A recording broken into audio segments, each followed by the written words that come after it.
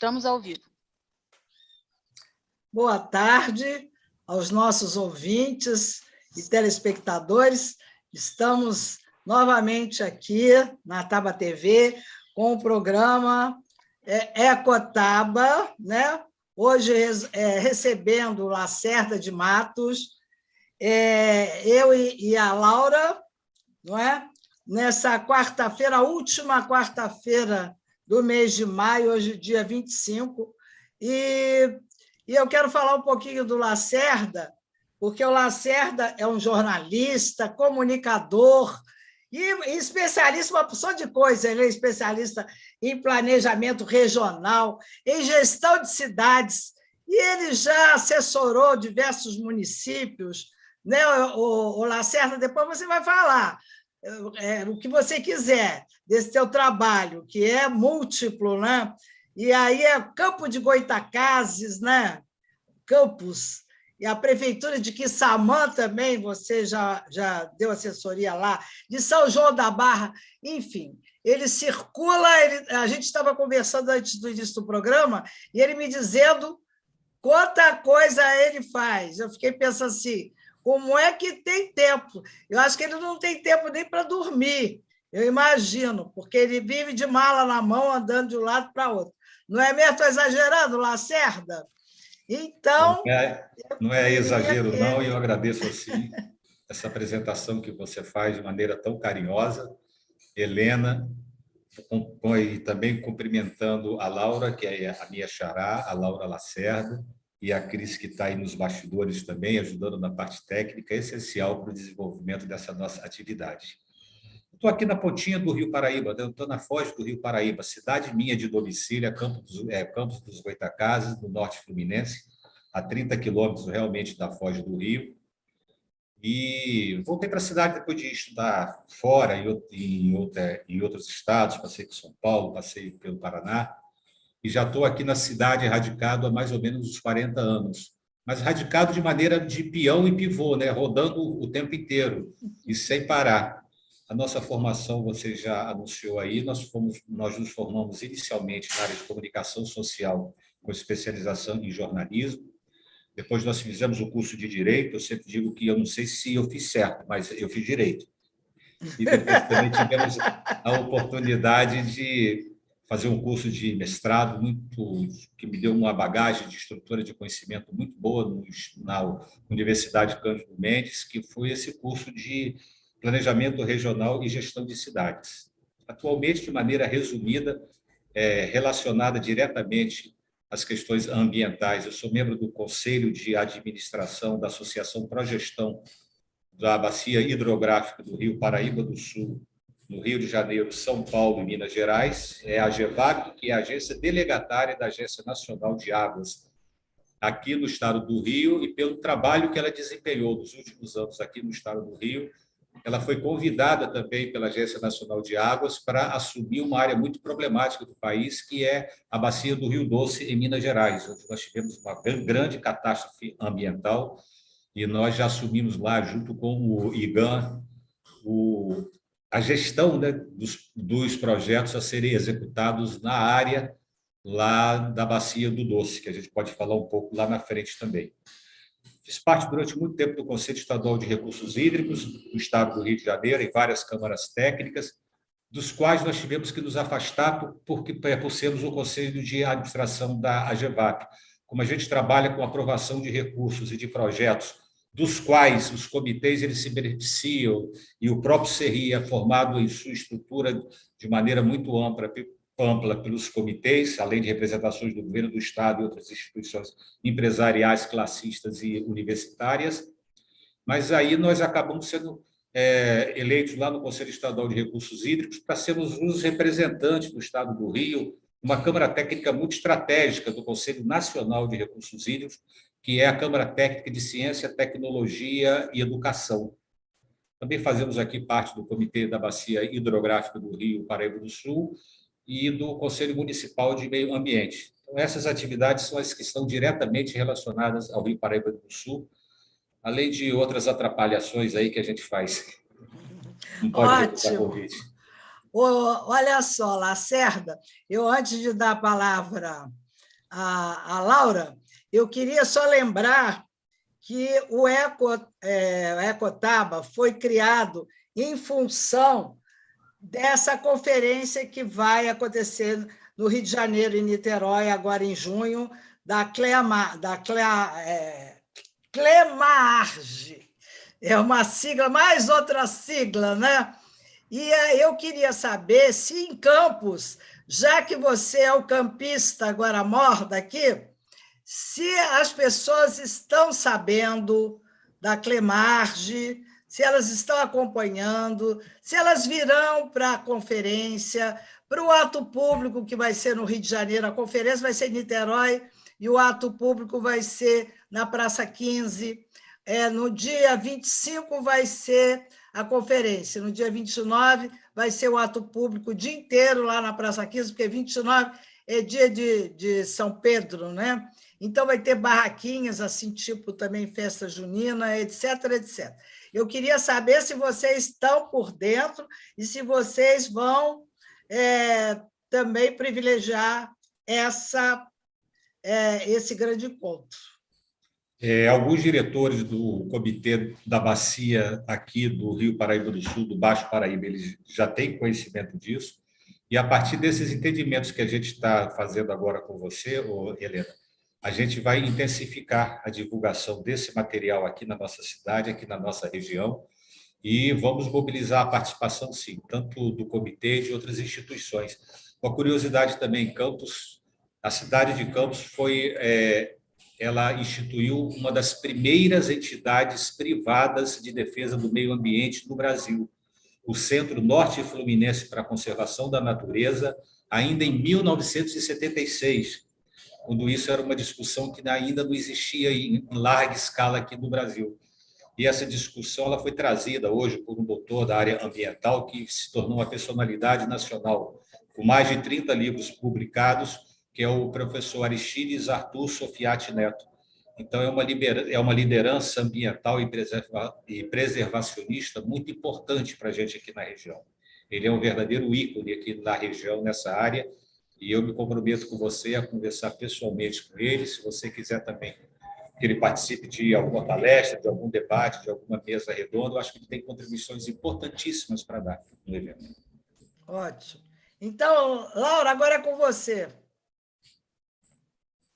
Boa tarde, meu xará, boa tarde todo mundo. Já queria começar com uma pergunta para o Lacerda. Posso chamar de Lacerda? À vontade, xará. Eu gostaria que você falasse um pouco do cenário, né? Cenário mundial e nacional da água. Muito prazer, sem problema nenhum. Vamos começar enfocando que é o mais importante para a gente entender, na verdade, o que é água, né? Comumente as pessoas sabem, mas é bom a gente ser um pouco didático e repetir isso sempre para ampliar e sedimentar a conscientização, né? 3/4 do planeta é água. Na verdade, o planeta, ao invés de planeta Terra, deveria se chamar de planeta Água. Um planeta bastante raro, até onde se conhece, no sistema solar também e nos sistemas já conhecidos em outras partes do universo. Quando falamos em água, nós estamos falando também de 70% do corpo humano, que é formado exclusivamente desse líquido, né? Só que, apesar desse volume de água ser muito grande, a gente precisa entender que ele, na verdade, ele tem uma distribuição e uma concentração muito desafiante. Porque, por exemplo, nós temos aqui do planeta alguma coisa em torno de 1.300.000.000.000 de quilômetros cúbicos de água, ocupando 3/4 do planeta. E desse 1,3 bilhão de quilômetros cúbicos de água, 98% praticamente é água salgada, que já se há tecnologia para se dessalinizar através de membranas, através de algumas reações iônicas também, mas 98% não pode ser aproveitada diretamente, a não ser com tratamento que já é dominado, mas que é tecnicamente caro. Disso daí, apenas 2,8% da água do planeta é água doce. É aquela que a gente pode utilizar em larga escala. Mas, assim mesmo, desse 2,8%, a concentração dela é muito complicada, porque 30% são águas subterrâneas, elas estão em aquíferos, que estão cada vez mais ameaçados de poluição, e essa reserva futura que a gente teria para o planeta está cada vez mais ameaçada. 68%, a maior parte da água doce que a gente tem do planeta, ela está congelada, ela está nas calotas polares, ela está no hemisfério sul e no hemisfério norte, no polo sul e no polo norte. Só 0,5% dessas águas doces estão nos rios, estão nas lagoas. Então, é uma quantidade muito pequena. E o que sobra é menos de 1%, que são em outros reservatórios, estão nas nuvens, estão sob forma de vapor d'água.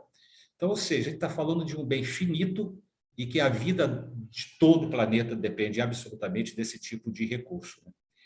E aí entrando na questão internacional, hoje nós temos 6 bilhões e 700 milhões de pessoas de concentração dentro do planeta, com uma projeção que deve chegar aí a cerca de 8 bilhões de pessoas nos próximos 5, 10 anos. E isso exige cada vez mais maior produção de alimento, maior produção de bens de consumo, maior necessidade de água tratada e maior necessidade de saneamento, sobretudo nas áreas de coleta e tratamento de esgoto e também de resíduos sólidos e melhor destinação da água de chuva, através da drenagem dessas águas.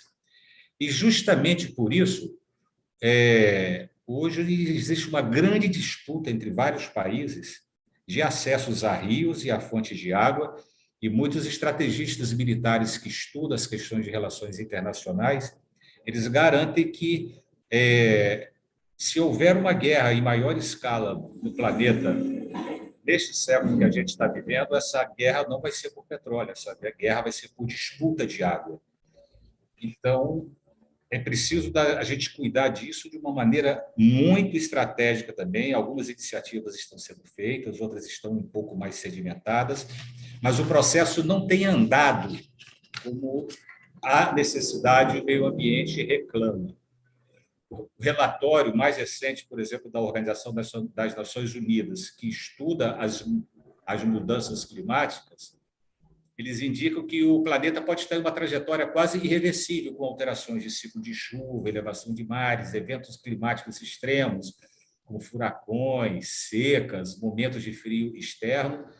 E a água no mundo também ela é agravada em virtude da desigualdade social e da falta de manejo e uso sustentáveis. A própria ONU tem levantamentos fidelizados que prevê que a falta de água afeta atualmente 5 bilhões de pessoas do planeta, dos 6 bilhões e 700 milhões.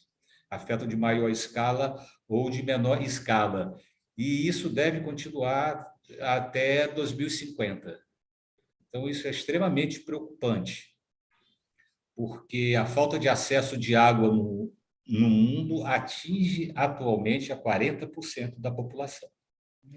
Então, é um dos maiores desafios da humanidade na presente era que nós temos, e a gente precisa tomar medidas muito bem planejadas, muito bem pensadas e com o apoio da população, apoio dos poderes públicos, apoio da iniciativa privada, para que a gente consiga vencer esse grande desafio. Neste momento, no mundo estão ocorrendo cerca de 120 a 140 conflitos armados por posse de água e por problemas gerados para o acesso de água. Então, a situação é muito preocupante.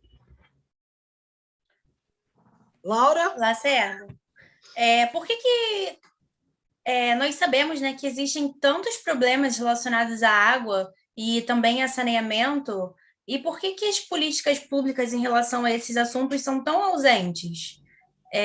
E, principalmente, nós sabemos, né, assim, que na maioria dos casos, né, essas ausências são direcionadas para periferias, né, e esses lugares, assim, por que estando ciente dessas problemáticas, nada é feito? Você acha que tem a ver com o sistema?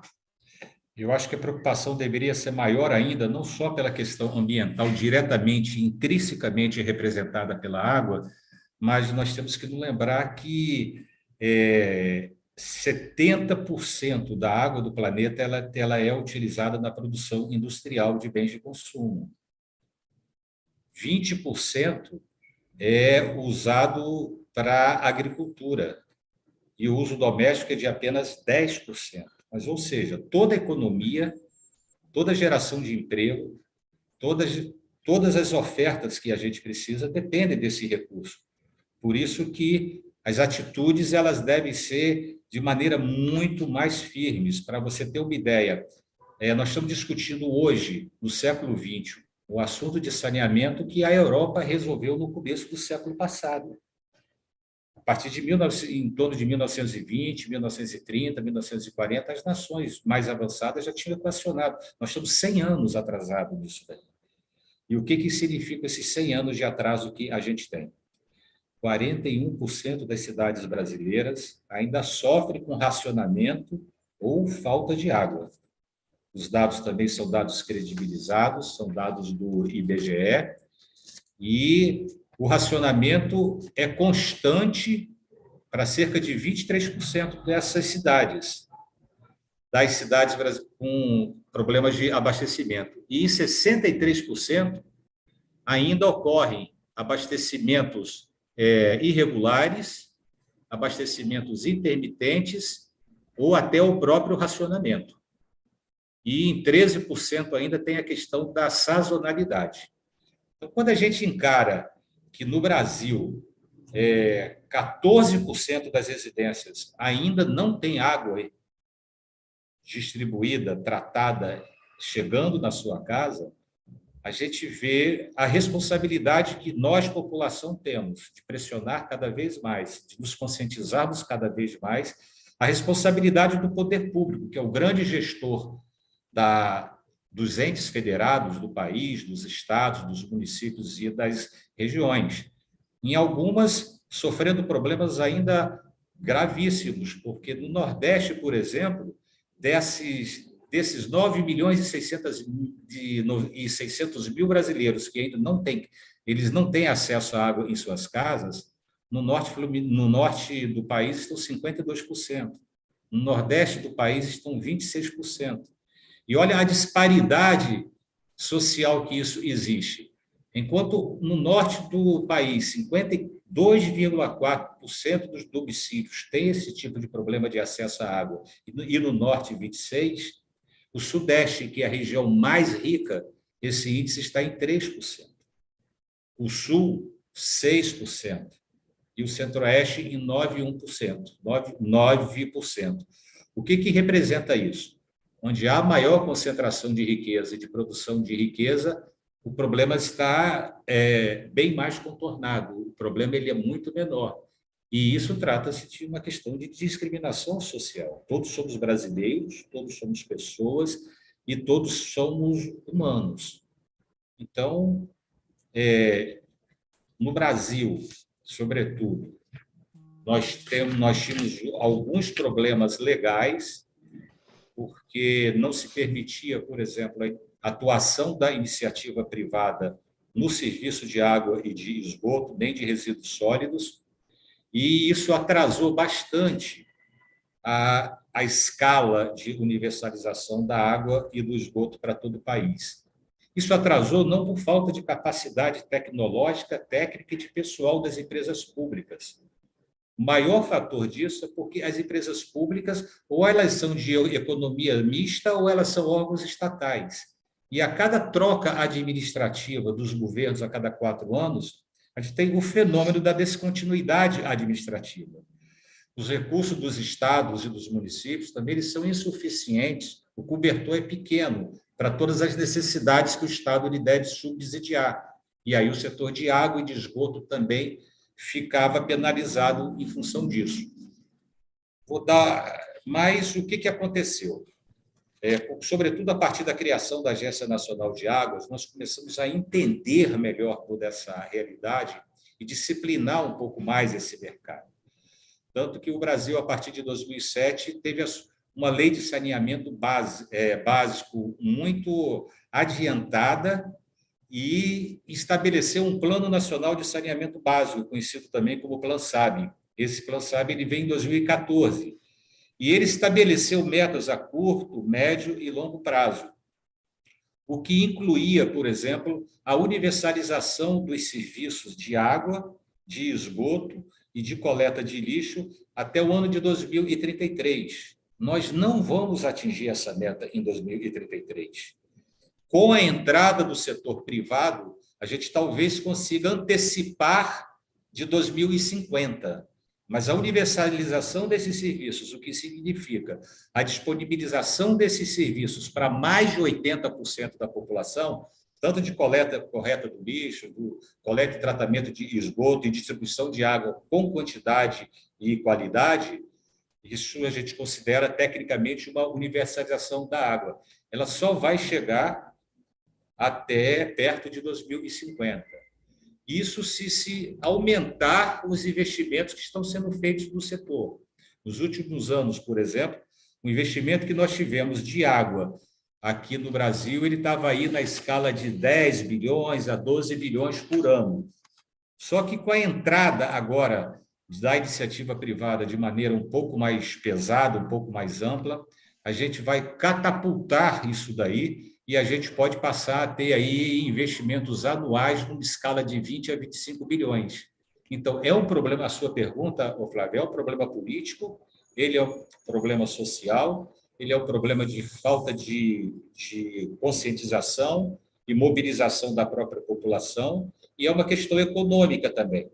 Agora, nós temos um marco legal, nós temos um setor mais organizado, nós temos a sociedade mais organizada através de suas representações, sobretudo na participação e formação de comitês de bacias hidrográficas, e a gente espera que os próximos 20 anos sejam realmente muito mais promissores e que a gente não entregue para a futura geração um planeta pior do que nós recebemos.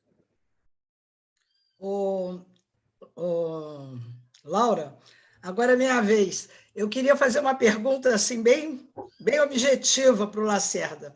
Eu quero saber se você, então, foi a favor da privatização da SEDAI, que foi usada como uma moeda de troca, todo mundo sabe disso, até em relação às negociações que foram feitas aqui no Estado do Rio, do endividamento do Estado do Rio de Janeiro com a federação, e a todo momento a SEDAI era colocada como um problema urgente a ser vendido, passado adiante.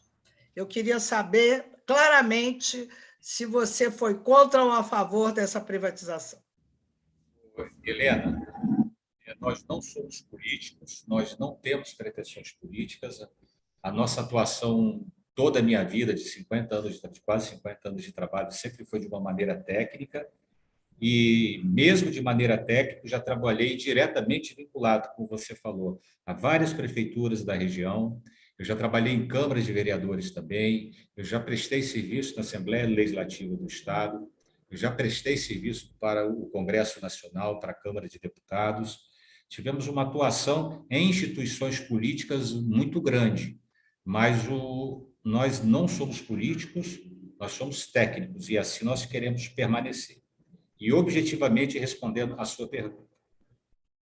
Na verdade, a SEDAI, no Estado do Rio, já foi considerada uma das principais companhias de água do Brasil, na ponta em termos de tecnologia e em termos de cobertura também de água.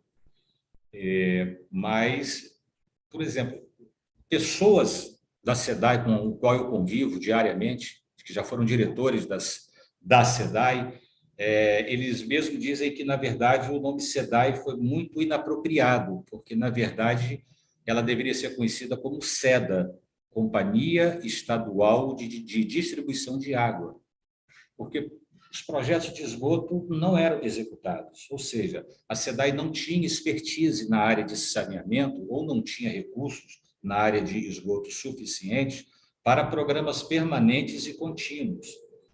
E isso deixou o Estado do Rio muito a reboque e necessitando desse tipo de serviço. Como eu falei para você, eu não sou político, eu sou técnico, eu faço uma análise isenta com base em dados sociais e econômicos. Mas o grande desafio para a privatização do setor do saneamento do Brasil, ele é um desafio mundial. Por que eu estou dizendo dessa maneira? Em alguns países da Europa, onde já foi feita a privatização, agora estão sendo feitas as reestatizações. E qual é o problema que ocorre nisso? O problema que ocorre nisso é que o modelo que é implantado, ele exclui de maneira cada vez mais crescente parcelas da sociedade que são incapazes e não têm condições de pagar pelas tarifas. Então, mas o problema não é da empresa privada, o problema ele é gerado pela economia do país e por causa da pirâmide social que nós temos, sobretudo aqui no Brasil, que penaliza as pessoas aqui no Brasil, na América do Sul, na América Latina e na África, então nem se fala. Então, o que acontece? Quando o setor privado entra, ele dá muito maior agilidade na expansão desses serviços. Ele dá agilidade em função de 3 coisas. As empresas mistas ou as empresas estatais têm que fazer o processo. O direito administrativo ele é muito complexo. Existe uma diferença muito grande entre o direito administrativo e o direito privado, que eu vou explicar em palavras que qualquer leigo compreende. O direito administrativo, que a gente chama de direito público, é aquele que cria todas as normas para os entes federados, para a União, para os estados, para os municípios e para os consórcios regionais. Esses entes federados, eles só podem fazer o que está previsto no direito administrativo ou direito público. Enquanto o direito privado, a qual a sociedade que não é governo ela está submetida, ela é muito mais elástica e ela é menos rigorosa em determinadas exigências de publicização, ou seja, a burocracia para o Estado comprar e executar serviços é infinitamente maior do que para a iniciativa privada. Então, eu acho que com isso a gente começa a responder um pouco essa questão sua, mas a SEDAI não foi usada como moeda de troca, pelo contrário. O governo do Estado do Rio de Janeiro, repito, não sou político, eu sou um técnico, ele, junto com o pessoal da SEDAI, e junto também com o governo federal, eles criaram uma solução muito inteligente para esse imbróglio. Qual foi essa solução muito inteligente? A SEDAI ela não desapareceu. A SEDAI continua existindo e em todos os municípios onde ela tem fontes de produção de água e até estações de tratamento de água, sobretudo fontes de produção de água, as empresas privadas terão que adquirir esta água da própria SEDAI. A SEDAI vai vender essa água e vai receber por essa água. E o que em Niterói, por exemplo, isso já acontece naquele complexo de Inhuma Laranjal, abastece parte aí de Niterói também e da Baixada Fluminense. Então, a SEDAI ela não desapareceu, pelo contrário, eu acho que, como ela agora não vai precisar fazer muito mais investimentos como ela vinha fazendo, ela, na verdade, ela pode ter uma saudabilidade financeira muito maior e, quem sabe, até se fortalecer e se o processo de saneamento não tiver cumprindo os prazos, cumprindo as metas, cumprindo os seus cronogramas, nada impede que a SEDAI ela volte a operar nesse sistema. Então, a gente tem que ter muito cuidado com essas questões que parecem políticas, mas a gente sabe que onde o setor privado entra, a coisa se resolve melhor e em menor tempo. Mas nós temos que ter um controle disso também. A sociedade tem que ter um controle sobre isso. E, no caso específico da água e do esgoto, que é o que nós tratamos, a nossa maior preocupação ela é em 2 linhas. A primeira linha delas é justamente com a questão das tarifas. E a segunda dela com as perdas de água. As perdas de água que acontecem entre as próprias empresas produtoras e distribuidoras de água e as perdas que ocorrem dentro das residências, dentro das indústrias e no setor agrícola também. Não sei se eu consegui responder. Sim, você está falando sobre a questão tarifária, por exemplo, né? O que eu sei é que de um ano, menos de um ano, foram meses, né? Mas com certeza atribuindo a questão anual, né?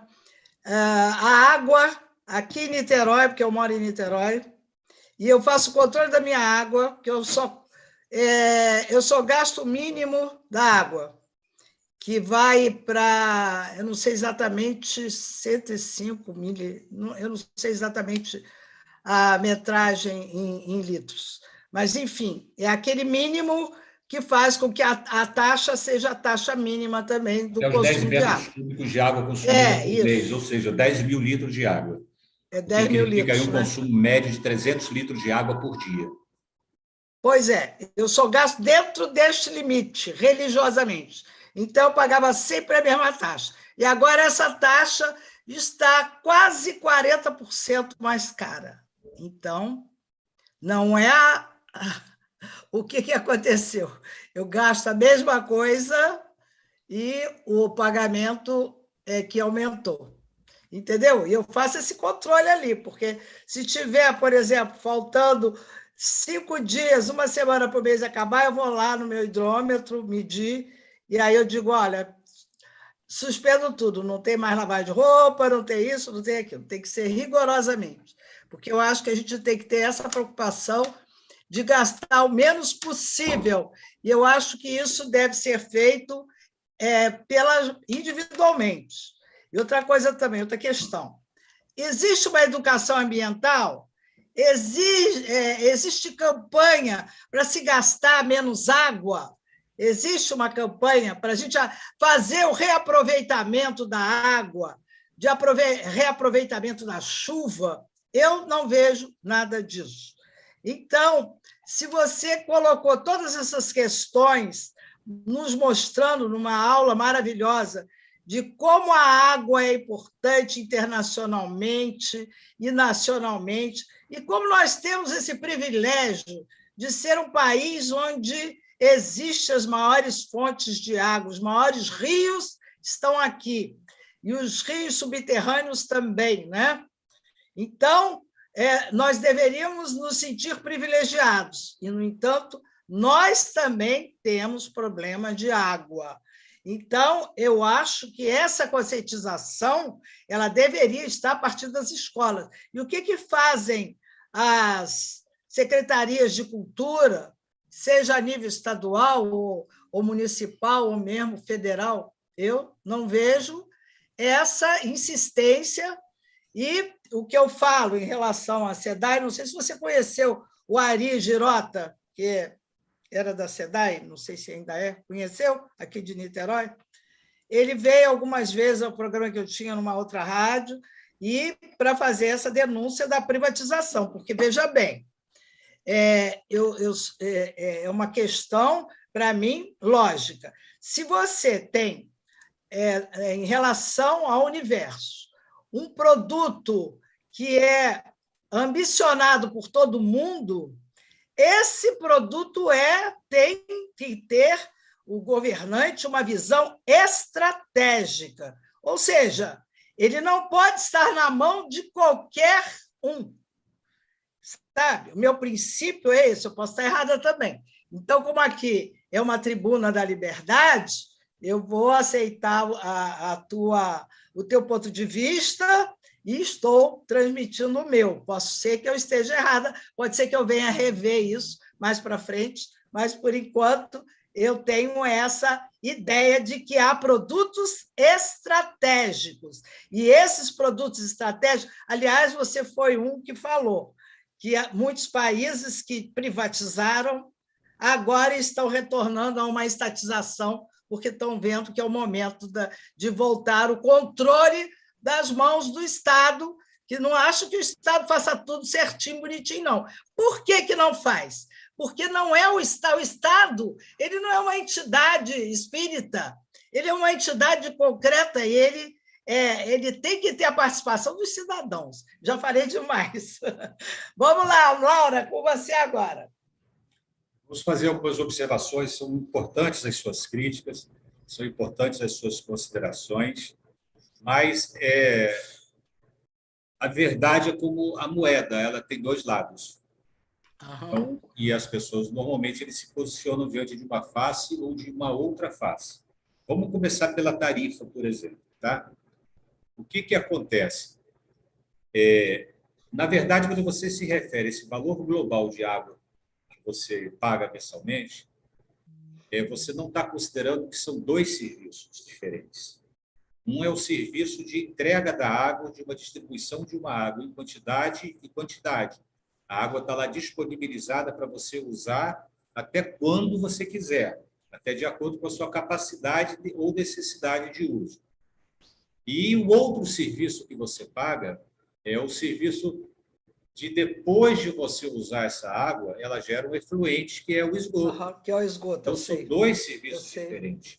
E para você ter uma ideia, hoje seria muito mais barato você reutilizar o esgoto e potabilizá-lo para o consumo do que retirar ele da natureza na água bruta, de qualquer manancial que seja, um rio, um lago, um poço, ou mesmo água subterrânea. Isso porque o custo para se tratar essa água que a gente usa, o custo de esgoto é pelo menos 30% mais caro do que o custo para tratar a água e distribuir a água.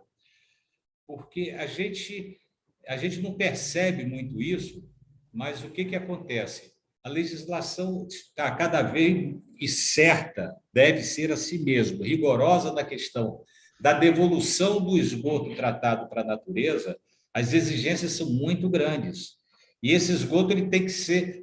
Essa água resultante do efluente do esgoto, ela tem que estar em condições melhores do que ela foi captada em termos de água bruta. Então, primeiro já há uma diferença dessa de tarifa. Agora, a segunda delas, quem decide a tarifa, mesmo nos municípios que eles entraram no processo de privatização ou de parceria pública e privada, que são coisinhas diferentes, quem decide é o poder concedente, é a própria prefeitura. Por que isso? Porque a Constituição de Cidadã, a Constituição da década de 80, ela definiu que o detentor da autoridade sobre esse serviço de água e de esgoto não era a federação, não era o Estado. Quem tem autonomia para decidir essa questão é o município, porque o município está muito mais próximo da população. E para a fiscalização desses serviços também e para receber as eventuais reclamações da sociedade também. Foi uma decisão sábia da Constituição. Então, hoje, o poder concedente que define quem vai trabalhar esse setor no seu município é o próprio município. Tanto que, no caso aqui do Estado do Rio, por exemplo, outra solução inteligente, para que os municípios que eram atendidos para a SEDAI pudessem participar da licitação e de leilão, todos esses municípios precisaram aprovar uma outra lei municipal autorizando a prefeitura a fazer a licitação junto com a SEDAI, porque a SEDAI é uma instituição de economia mista estadual, ela não é municipal. E, além disso, o sistema regulatório do setor de saneamento no Brasil impôs, e de maneira correta, a criação de agências reguladoras, que são agências que fiscalizam isso daí. Então, ou seja, nós temos vários instrumentos, várias estruturas e vários sistemas que ele tem que fazer uma função de autocontrole. Por quê? O objetivo maior é que as pessoas tenham mais água, com melhor qualidade e quantidade, e que o esgoto ele seja coletado, tratado corretamente e devolvido à natureza de maneira menos impura do que a água bruta que foi recolhida para o tratamento. Agora vamos ao outro aspecto que você se relacionou aí, é a questão das campanhas educacionais e conscientização do meio ambiente. Eu acompanho todas as campanhas nacionais que são feitas, todas as iniciativas nacionais, pequenas, médias e grandes que são feitas, e eu trabalho numa empresa também de saneamento há 22 anos, que é a empresa Águas do Paraíba. Ela foi implantada aqui em Campos há 20 anos atrás, quando o esgoto aqui na nossa cidade, o tratamento era simplesmente zero. E hoje já atende a mais de 93% da cidade. Aqui, o abastecimento de água. Existiam só 15 estações de tratamento de água aqui no município. Hoje, 20 anos após, é claro, 20 anos após é muito tempo. 20 anos após, nós temos aqui aproximadamente 60 estações de tratamento de água descentralizadas. Quando a empresa assumiu aqui, como a cidade ela é muito plana, o esgoto normalmente é mandado para as estações de tratamento por gravidade. Mas como a cidade é muito plana, aqui tem uma característica diferente. Os dutos coletores teriam que ter profundidades muito grandes também a cada 100 metros para que essa água conseguisse ser bombeada para as estações. Então, se adotou um outro tipo de solução para isso. Identificaram-se as microbacias na área urbana e na área rural também, e as águas elas são canalizadas para essas microbacias, que é onde o terreno é mais baixo, e aí são colocadas estações elevatórias de esgoto.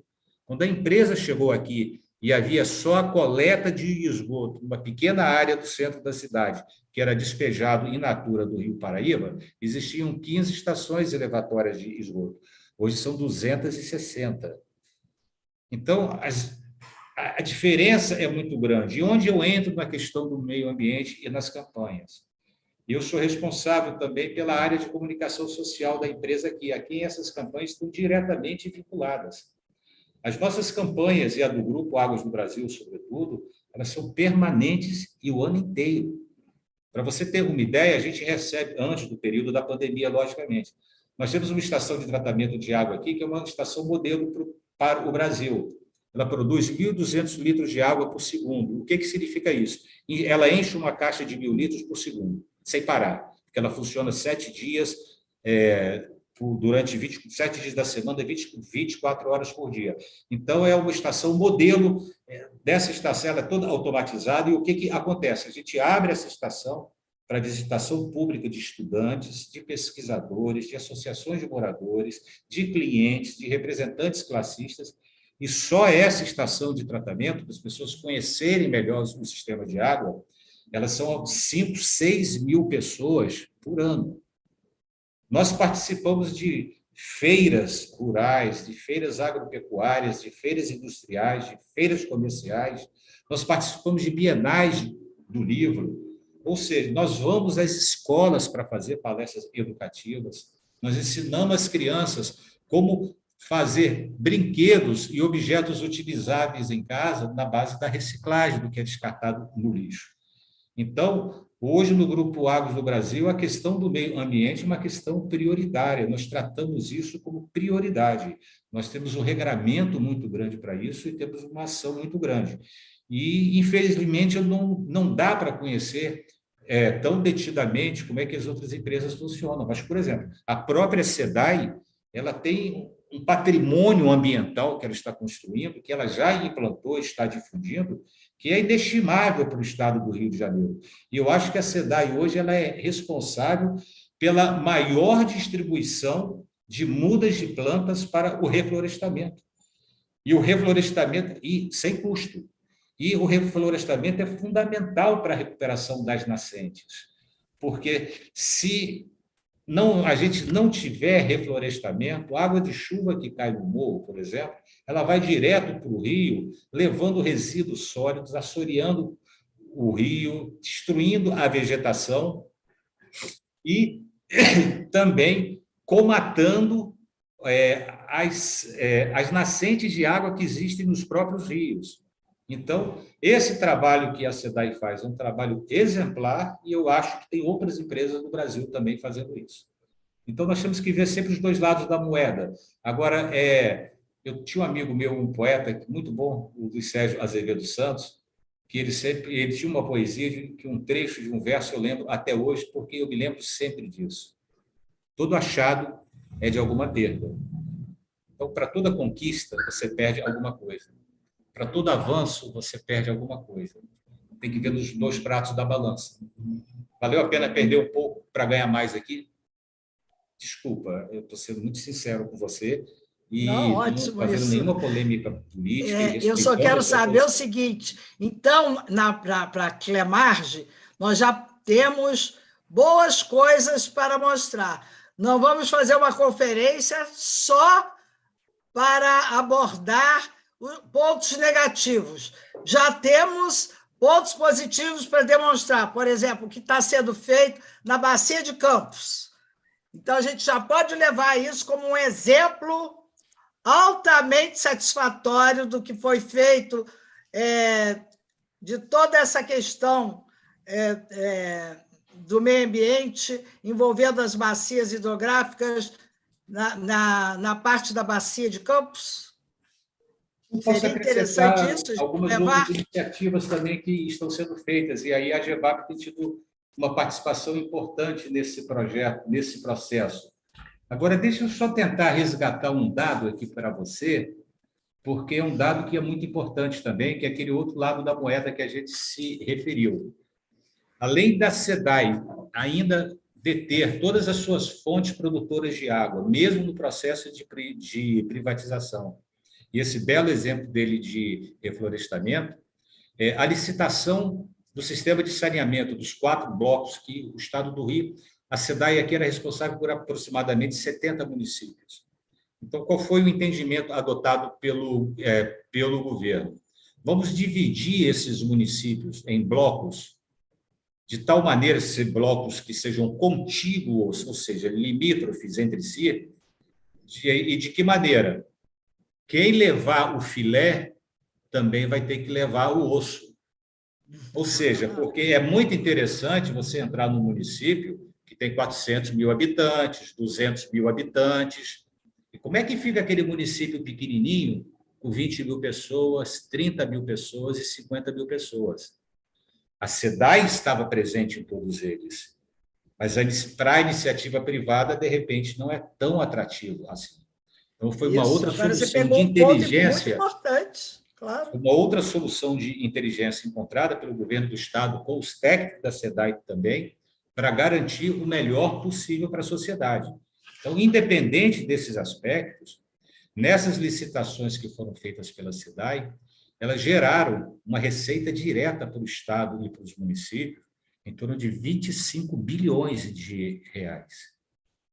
Um Estado que estava, 3 anos atrás, devedor do governo federal de empréstimos que foram feitos para não quebrar, que hoje estão com as suas contas em dia, estão com seus salários em dia e dinheiro em caixa para investir em projetos estruturantes. Só o Grupo Águas do Brasil, por exemplo, que pegou um pequeno bloco, desses 4 blocos, o Grupo Águas do Brasil ficou com um bloco.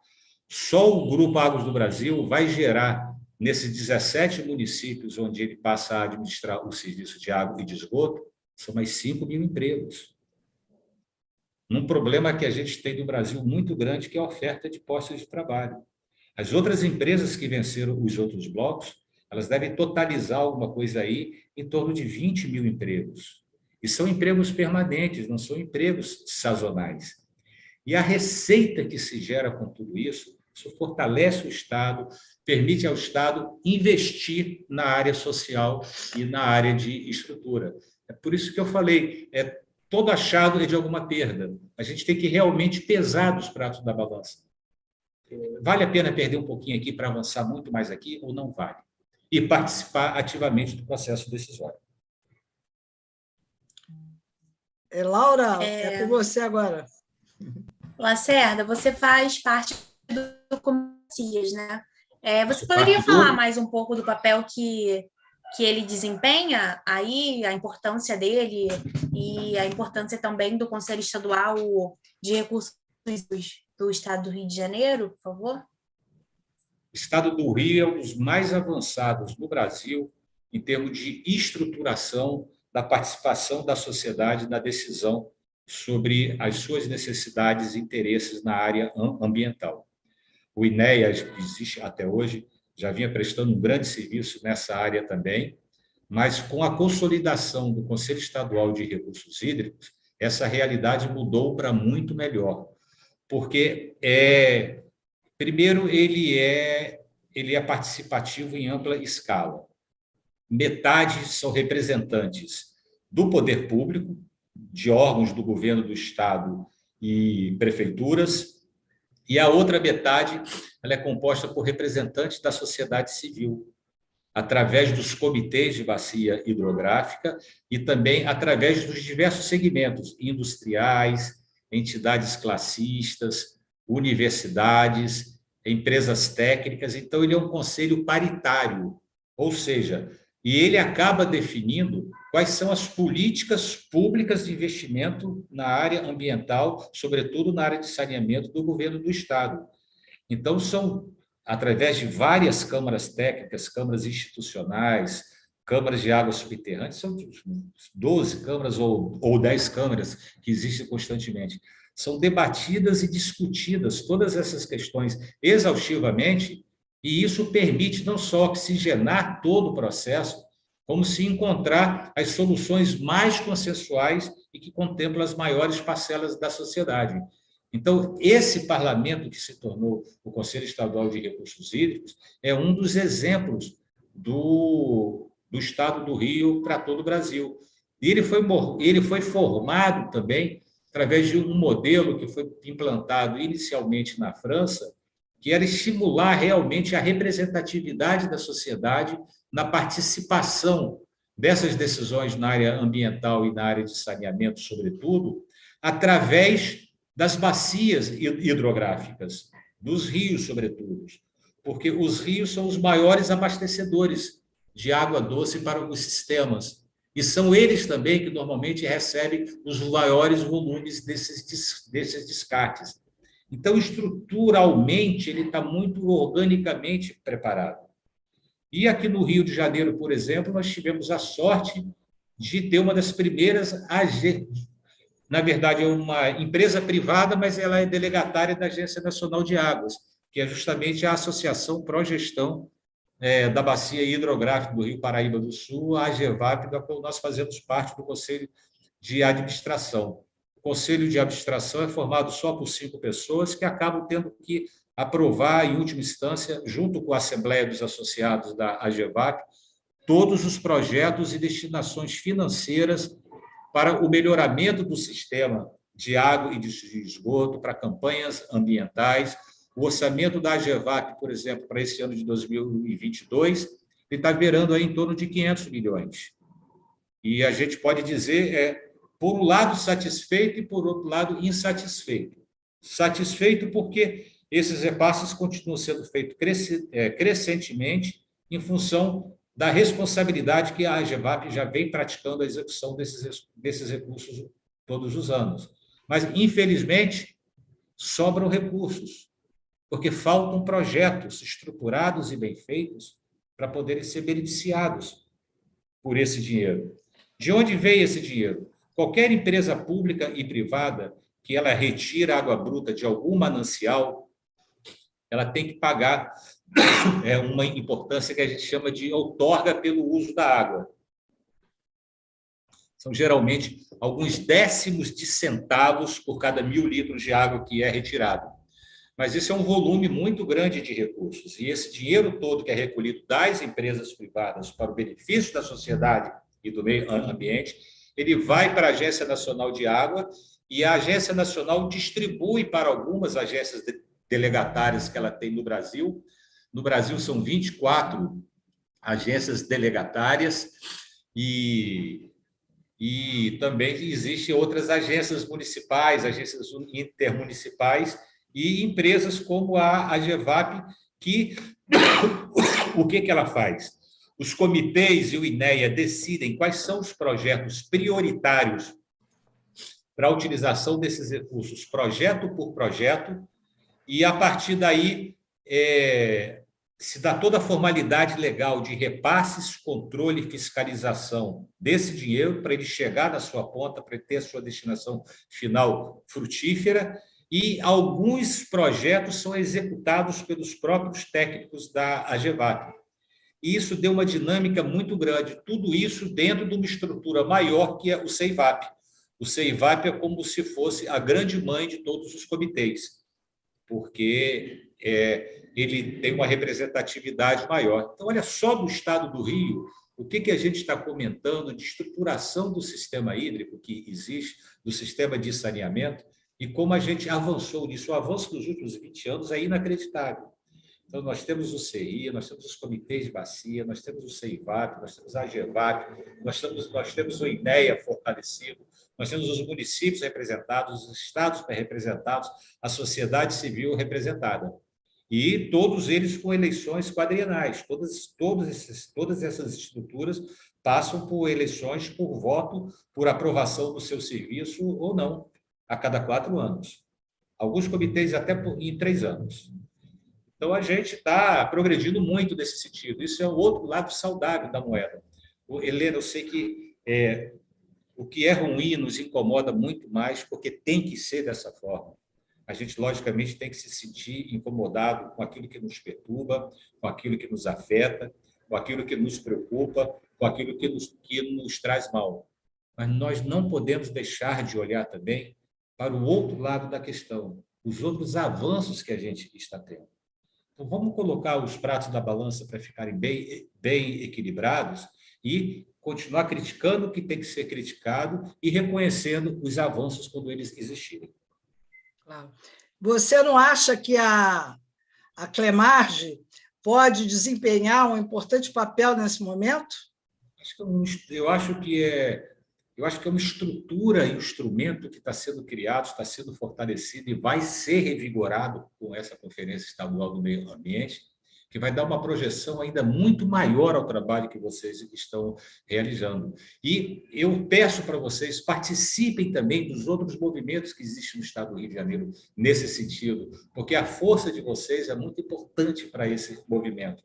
E não é que a gente tenha que falar sempre a mesma linguagem, mas a gente pode contribuir com a nossa linguagem para as múltiplas linguagens, que elas possam ser consensuais também, e que a gente possa avançar melhor e mais rapidamente com elas. Então, todas as iniciativas nesse sentido são primorosas, são excelência de comportamento social e do cidadão, e especialmente da maneira que você está conduzindo isso, da maneira que você está preparando isso, da maneira que você está organizando isso.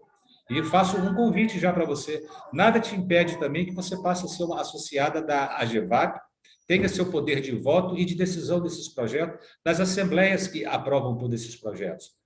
Eu mando depois para você os nossos estatutos, a documentação ela é mínima possível, não há nenhum custo de pagamento de nenhuma mensalidade, de nenhuma anualidade, e você vai ter uma participação numa agência que ela está sendo muito importante aqui para o Estado do Rio.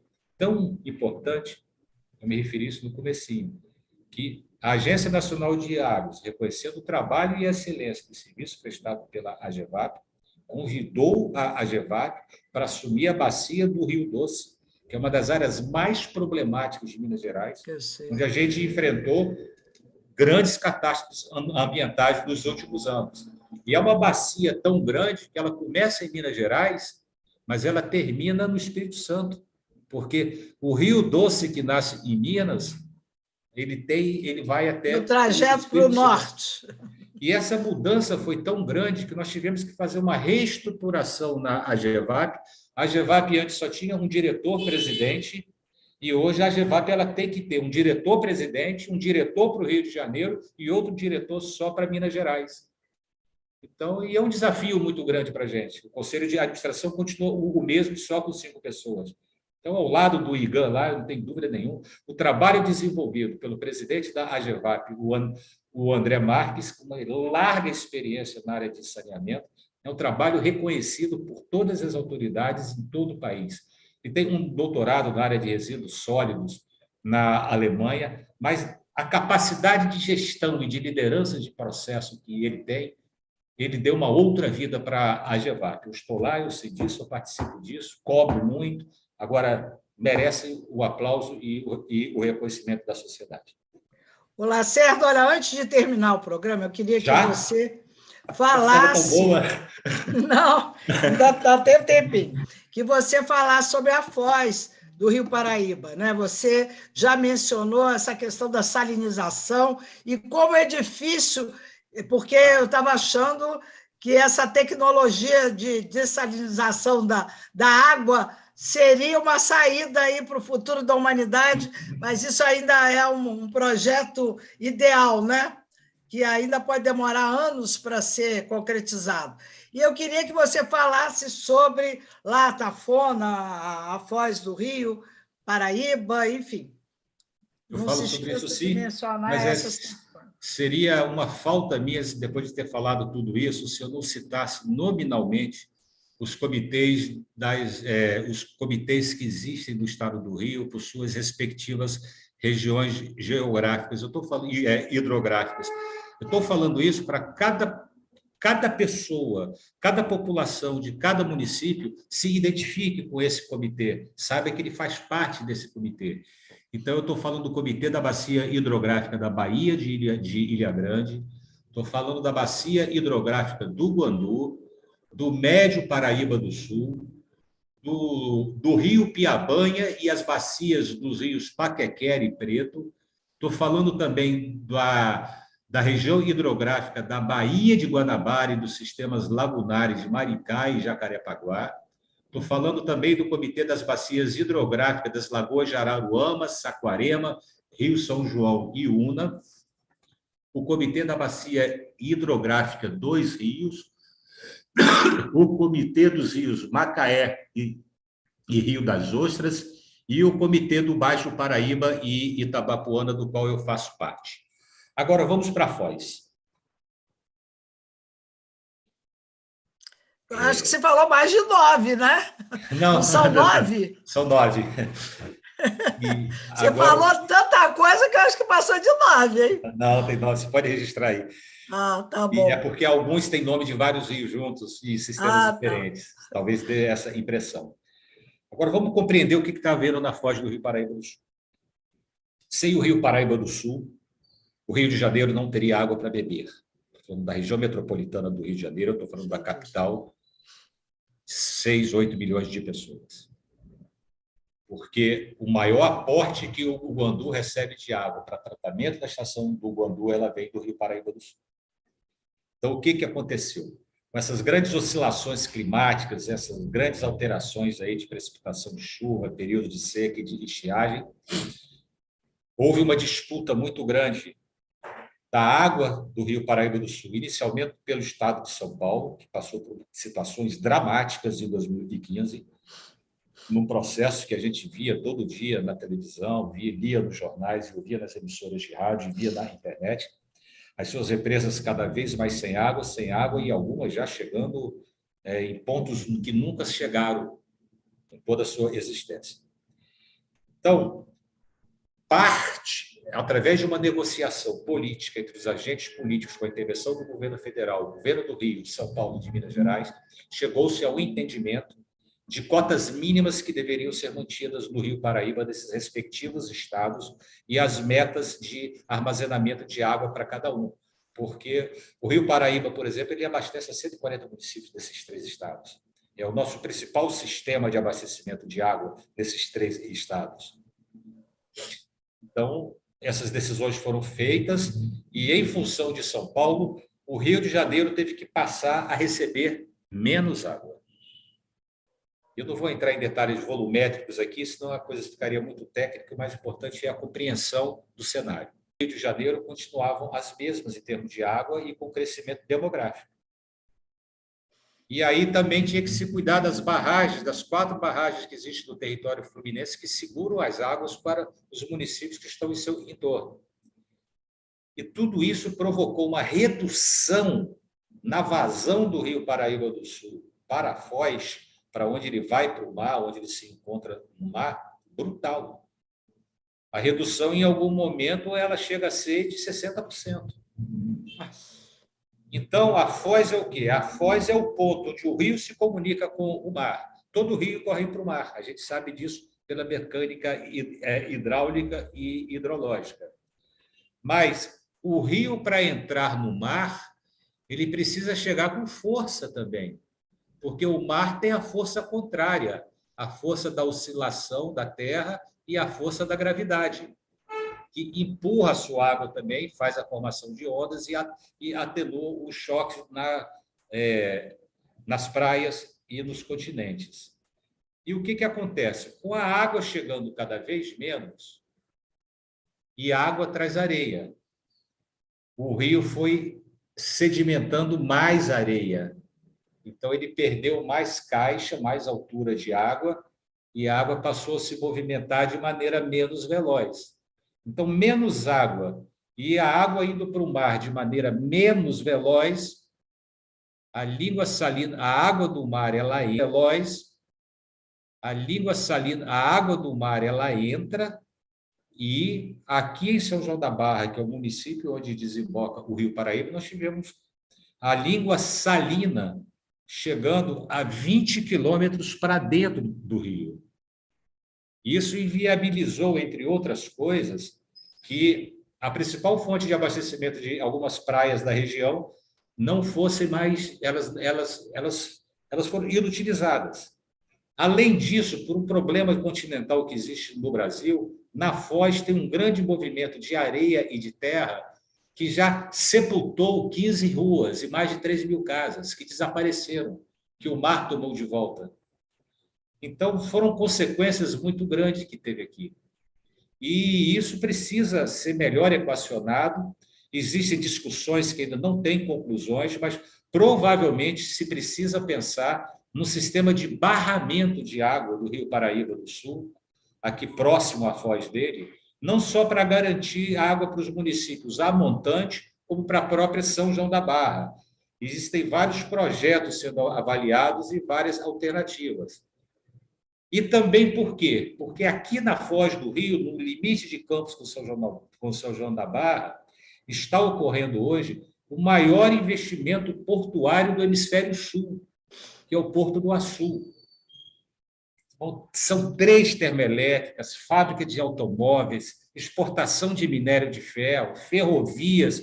É um outro país dentro do Brasil que está se formando.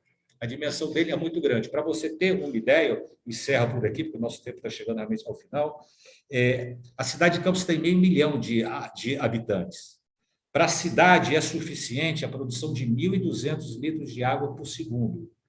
O porto, só o Porto do Açu, ele vai precisar, nos próximos 3, 5 anos, de 6.000 litros de água por segundo. Ou seja, são 5 cidades de Campos. Que isso! Então, são desafios muito grandes e que o Comitê de Bacia Hidrográfico Paraíba do Sul está estudando isso com muita competência, se instrumentalizando, se capacitando de maneira muito profissional para enfrentar esse desafio. E por quê? Porque essa água é fundamental também para a maior região de produção agrícola do estado do Rio de Janeiro, porque tendo água, nós temos aqui 220 mil hectares de terra a serem irrigados. E o norte e o noroeste fluminense, com essa água, se transforma no que o centro-oeste do Brasil está sendo para o país. Então, vê como essa questão é gigante e é tão complexa e merece um aprofundamento e, cada vez mais, uma discussão por toda a sociedade que você está brilhantemente fazendo.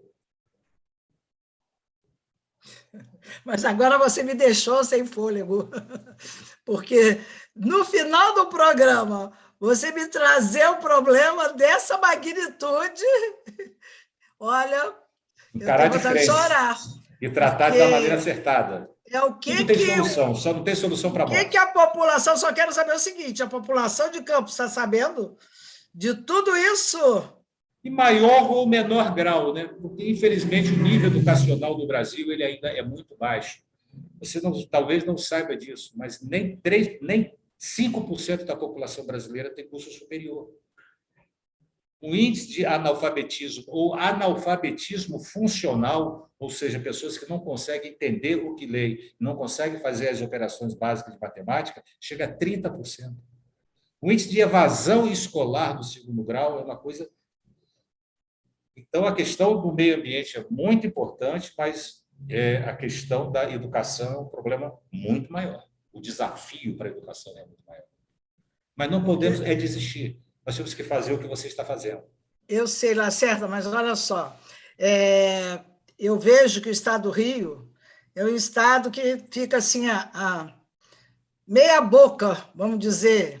Não sei qual a expressão que eu vou usar. Porque é um estado que não desenvolveu uma personalidade muito clara. Porque antes era capital, depois era capital era uma cidade só, e agora a capital é o Rio de Janeiro, mas o Rio de Janeiro não é fluminense, ele é carioca. Então, você tem o estado do Rio de Janeiro, que é fluminense. Então, há uma dicotomia nisso aí. Então, é um dos estados mais devedores da federação. Eu digo que é o estado lanterninha. E você que é da área de planejamento, né? E agora você falou muito em planejamento, essas coisas acontecem, mas tem um planejamento, e quando eu falo em planejamento, não pode ser só um planejamento econômico. O planejamento econômico não existe. Ele tem que ser um planejamento social, global. A prioridade é o social. Pois é, não, é uma coisa global, social. É político, é econômico, cultural, educacional, ambiental, etc. E quem é que lidera esse planejamento?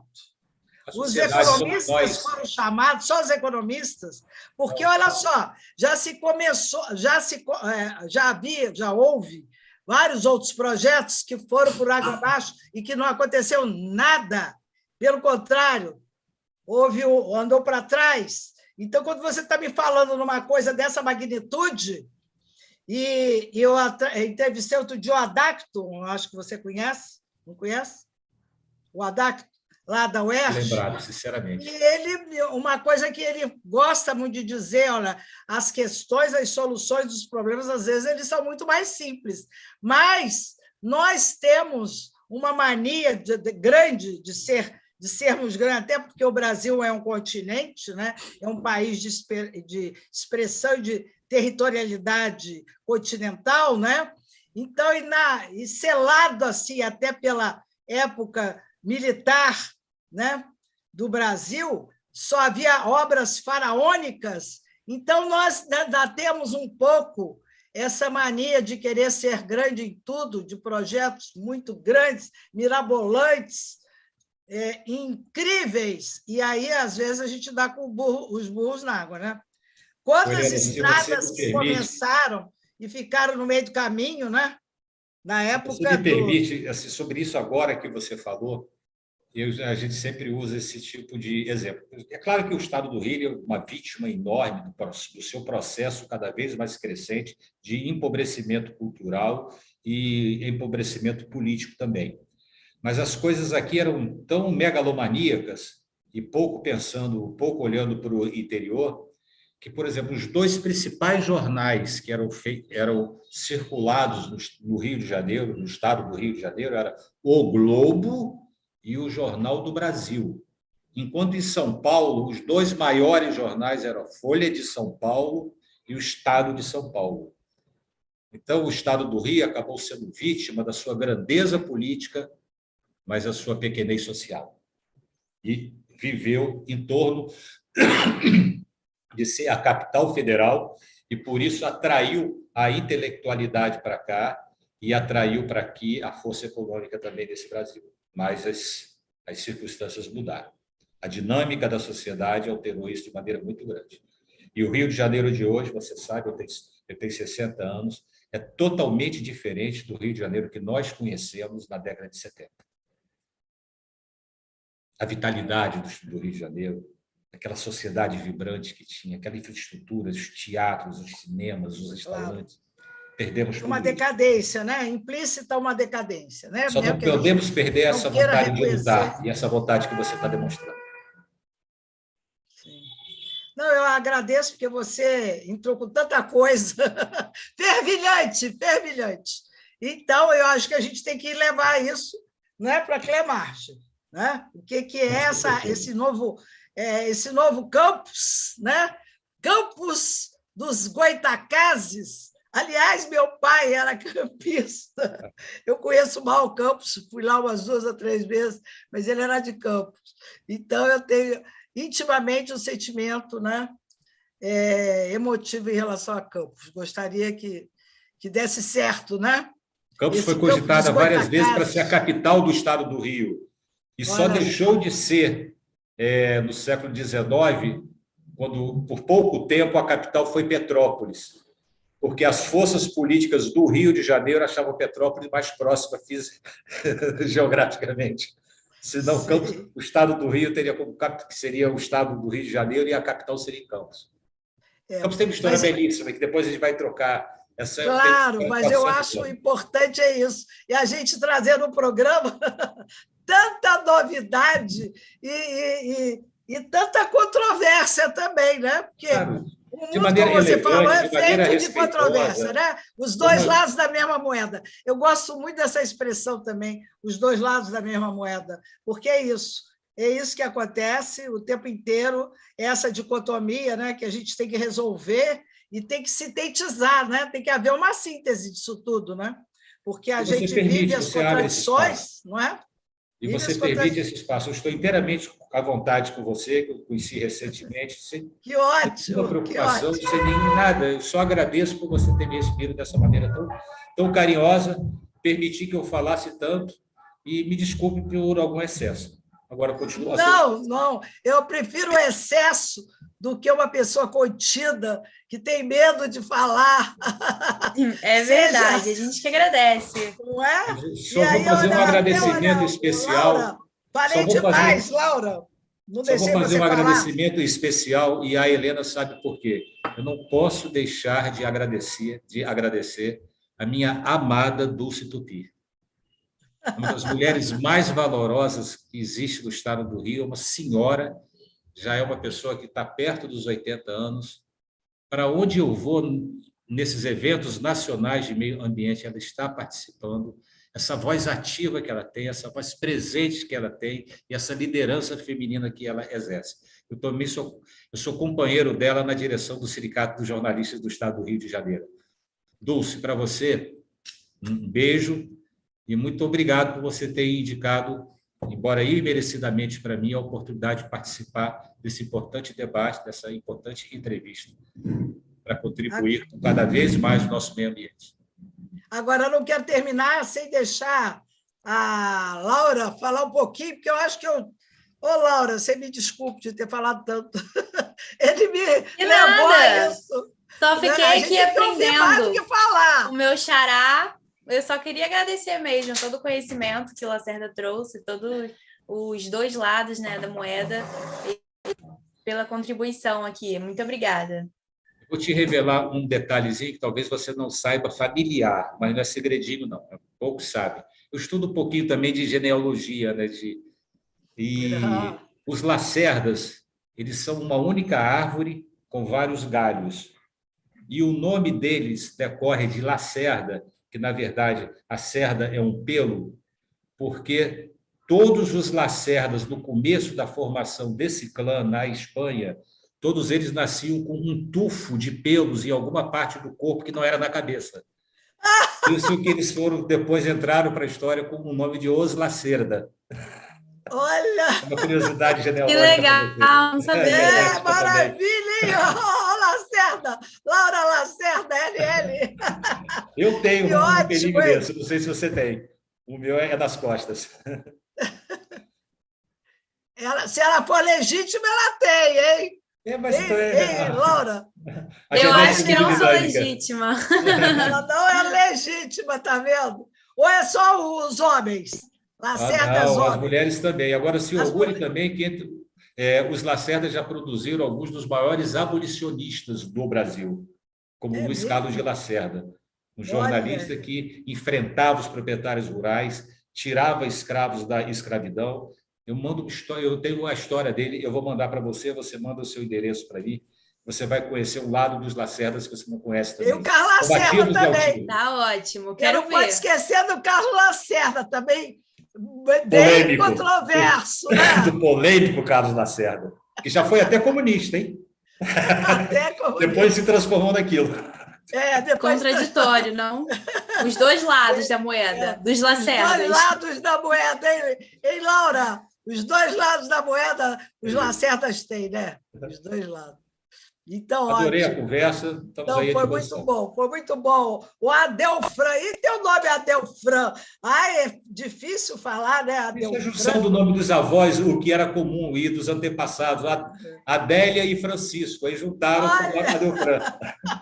Deu do que deu, né? Deu do que deu. Então, mas por isso, de vez em quando, alguns colegas, eles brincam comigo, Tem hora que você precisa ser mais Adelfran do que Lacerda, e tem hora que você precisa ser mais Lacerda do que Adelfran. São personalidades distintas, segundo eles.